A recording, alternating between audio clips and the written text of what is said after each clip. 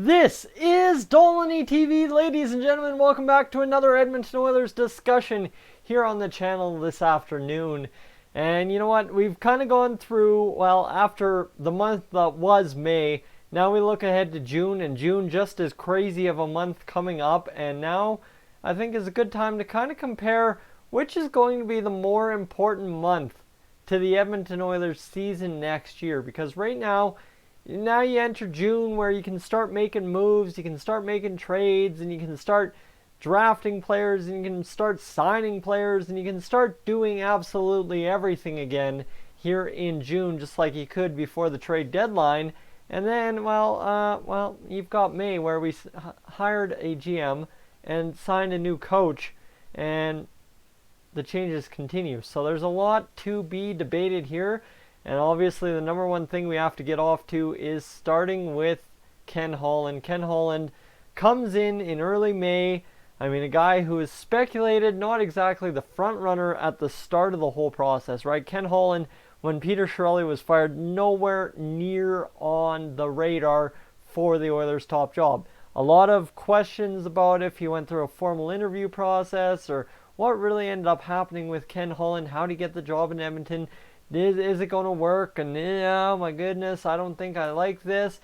And a lot of heated debate on Twitter the last 2 days before he was hired, the next few days after he was hired, and of course it's continued, but not to the same degree. I think because he's kind of proven a lot of people wrong already, right? Overpaying Ken Holland was one of the knocks against him, but you go sign Joakim Nygard for absolutely next to nothing, who could be, a lot of people project, anywhere between our second and third, fourth lines this year. He could play in the AHL for all we know, but that is a camp decision, and unfortunately not one we'll exactly find out in June either.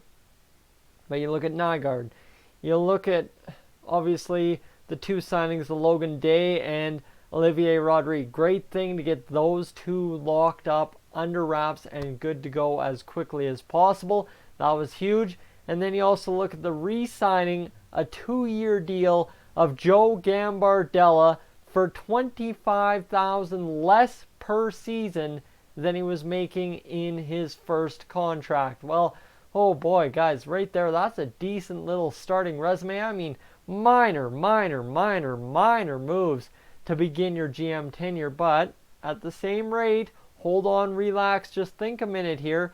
Maybe, just maybe, there's more to it as this, off-season progresses. So that's Ken Holland. Now you have Dave Tippett come in. Dave Tippett, obviously one of those guys that comes in and, he was the front runner all along. He was the name immediately mentioned after Holland was hired. He was the guy immediately favored. The only question that was to be had with Dave Tippett is, would he leave Seattle's expansion team process to come to Edmonton and try and right the ship here? Well, I think the $3 million question was answered when he signed the contract with the Oilers, and now we have an idea of exactly what's going to happen for the Oilers into, the start of the season, right? The preseason, and of course the start of the season in October. You're going to have Dave Tippett as head coach. You're going to have Ken Holland as the GM and president of hockey operations, who, may I add, also has full autonomy. So right there, those are the big two dominating headlines in Oilers land for the month of May. Obviously, that's, if you were on Oilers Twitter, you couldn't get away from one of those subjects in the first half of the month, and you couldn't get away from the second subject in the second half of the month.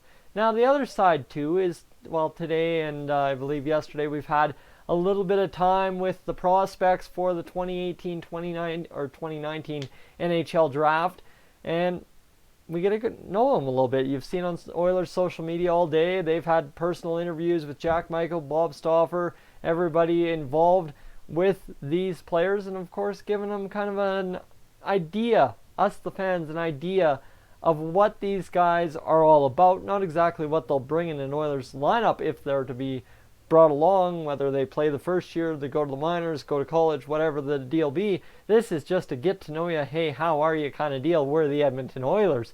And that's really all you can expect out of the scouting combine. But that said, you have now three things. You have one that bleeds 1 month to the next. And now we get into June. Okay, so that's May, right? I've gone through who we've signed, gone through all that. You can speculate all about trades. You can speculate all about RFAs. You can speculate all about offer sheets and UFA signings, all you want. But now you get into June. This is where the real things happen in the offseason. Yes, July 1st is a big day. July 2nd, 3rd, 4th, 5th, 6th, 7th, 8th, 9th, 10th, 11th, 12th, 13th, 14th, 15th, 16th, 17th, 18th, 19th, 20th, 21st, 22nd, 23rd, 24th, 25th, 26th, 27th, 28th, 29th, 30th, 31st, 1st of August, 2nd of August. You get where I'm going. Had to make the point, right? That is the dog days of the off season, right? That's where you should be watching Blue Jays baseball every day of the summer. You should be working hard. You should be getting a tan. You should be enjoying summer. That's not hockey time. However, there are still things going on in that time about hockey, but we will get there when we get there. June is the month. June is the moving month where the big moves happen, right? You think about Noah Hannafin and Elias Lindholm coming to Calgary, bringing them up all the way up here to a beautiful, beautiful juggernaut in the Pacific Division who ended up doing nothing, may I add, but you understand what I get, right? They were an absolute force to be reckoned with all year. And then you had the Max Domi for Alex Galchenyuk trades, and I look back at June last year as a time in which I learned so much about YouTube and hockey blending together, the coverage, the reaction, all that coming together. And now we can sit here as Oilers fans united on Dolynny TV and realize how big of a month we can enjoy together when it comes to June, right? As I said, June is that month where you can start trading players again. You can still continue to sign Euros and out-of-market players kind of deal. You can sign college free agents. You can, right? The list goes on and on and on as to what ends up happening in June. The draft, June 21st and 22nd, you've got a window to trade before then. You've got that crazy night that is round one. You've got the second day, which always something stupid happens on the second day that catches everybody by surprise. And gee, how did we miss that on the circulation today? But hey, I was mowing the lawn. I was suntanning. Oh man, didn't have my phone on me. That's the kind of month that June is, but June is the month you still have to very much so pay attention to what's going on in the NHL, because this is moving month. This is when you figure out he's going to be available July 1st. They locked him up. No offer sheet here. They offer sheeted him. What the heck is going on, right? That is what June is all about. So, for the Oilers, I've gone through what May was and what June can be. The question is that I am proposing to you, which will be the more important month?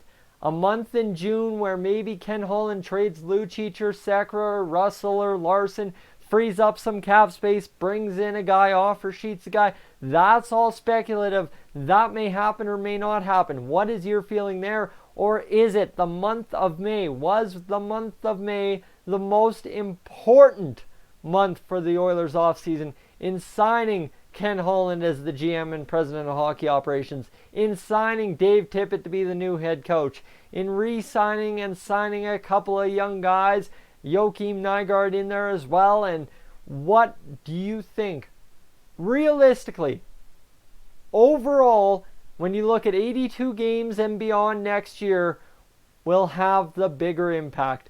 Will it be the month of May, like I said, or will it be the month of June? That may be. Which one are you thinking? Which way will you think it'll go? I think, honestly, June may just have a lot more shocks and surprises than we give it credit for right now, which may just make it more important than May. But, I mean, I've been wrong so many millions of times before. I'm not going to go on record and say June will be a better month, because May was a pretty damn good month. Guys, I leave it to you in the comments section down below. Let me know what your thoughts are. As always, I'm Tyson. This is Dolynny TV. Make sure to hit that subscribe button as you scroll on down to the bottom comment section there. Leave a like if you love the Oilers. And I will catch you guys, as always, in next one.